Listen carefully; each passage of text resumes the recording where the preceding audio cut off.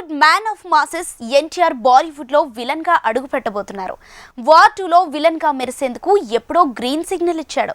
తన పాత్ర తాలూకు షూటింగ్ కూడా షురూ కాబోతోంది. కానీ ఆ మూవీ హీరో ఇప్పుడు సడన్ గా టాలీవుడ్ విలన్ గా మారుతున్నాడు.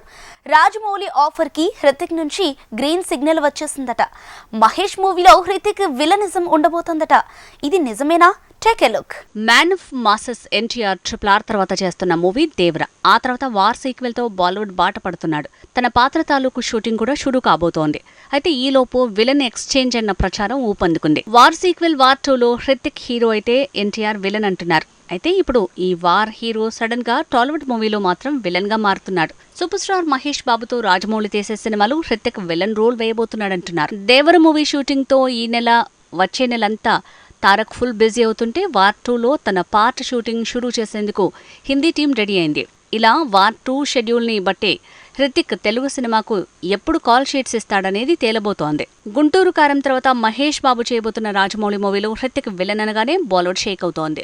నిజంగానే హృతిక్ విలన్ గా ఒప్పుకుంటే ఆ కాంబినేషన్ సెన్సేషన్ అయ్యే ఛాన్స్ ఉంది. అదే రాజమౌళి ముందడుగుతో సాధ్యమవుతుందంటున్నారు. హృతిక్ రోషన్ ని రాజమౌళి టీం సంప్రదించడం, తను గ్రీన్ సిగ్నల్ ఇవ్వటం జరిగింది అంటూ ఆల్రెడీ 2 రోజులుగా గుసగుసలు పెరిగాయి.